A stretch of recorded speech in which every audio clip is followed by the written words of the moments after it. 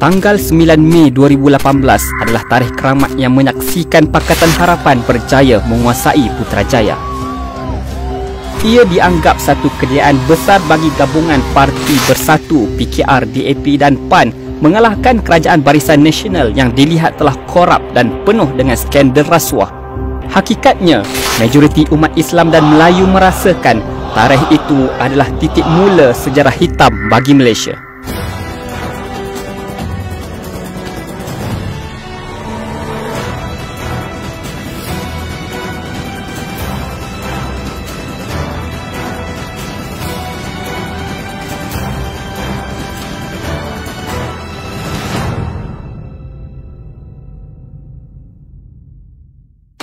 Kita sebenarnya sudah menjangkakan jika PH menang dalam pilihan raya 14 itu suatu perkara yang buruk akan berlaku pada negara dalam semua aspek.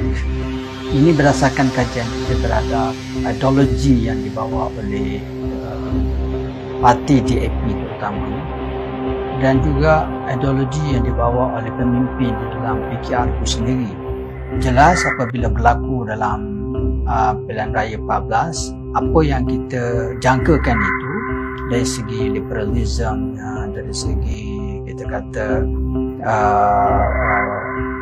peleburan identiti bangsa, penghinaan terhadap agama dan pemikiran-pemikiran yang barat yang menaikkan isu-isu yang bertentangan dengan Islam seperti LGBT dan sebagainya itu benar-benar berlaku.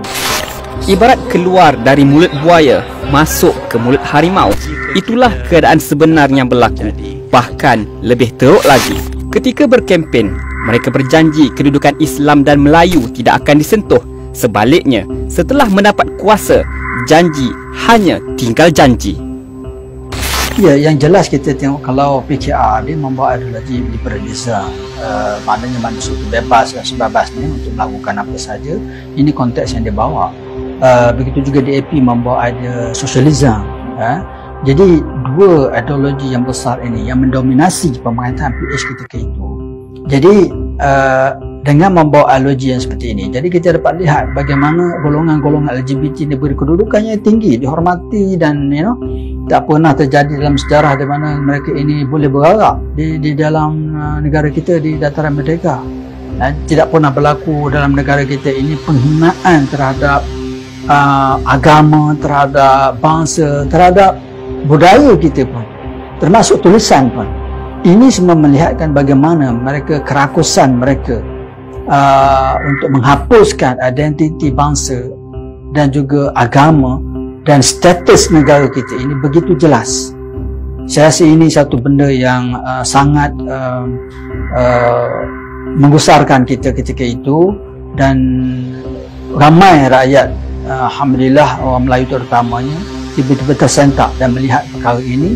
Maka sebab itu kita mampu menggerakkan rakyat untuk bersatu dan akhirnya usaha kita itu dimakbulkan oleh Allah Subhanahu Wa Taala. Akhirnya mereka jatuh sendiri. Akibat tidak tahan dengan pelbagai isu melibatkan maruah Islam dan Melayu yang bertali arus, akhirnya satu himpunan digerakkan oleh Sekretariat Ummah yang ketika itu dipimpin oleh Tuan Haji Aminuddin. Objektif utamanya ialah membantah hasrat kerajaan meratifikasi Konvensyen Antarabangsa mengenai penghapusan segala bentuk diskriminasi kaum atau ICED yang antara kandungannya ialah memberikan kebebasan untuk bertukar agama bagi umat Islam. Sebenarnya itu himpunan yang luar biasa lah. Saya pun tidak menjangka bagaimana rupanya kemarahan rakyat ini. Alhamdulillah, himpunan itu sebenarnya menunjukkan bagaimana sentimen orang Melayu ini.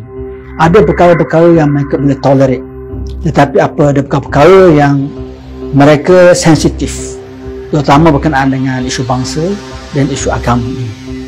Jadi perkara inilah bagi saya satu petanda bagaimana akhirnya himpunan itu bukan saja mengubah pendirian kerajaan terhadap ICED, tetapi akhirnya terus mengubah kerajaan.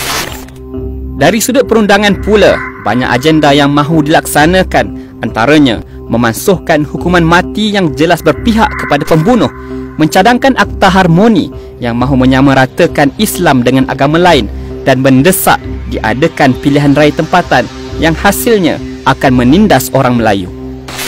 PH juga gagal dalam aspek pentadbiran negara apabila kerap membuat pusingan U, menjual aset penting negara, membuat pendakwaan terpilih dan sebagainya. Kalau kita tengok banyak bukti-buktinya, macam saya katakan tadi, banyak kes-kes. Saya ingat tak kurang daripada 6 kes yang dilepaskan tanpa bicara.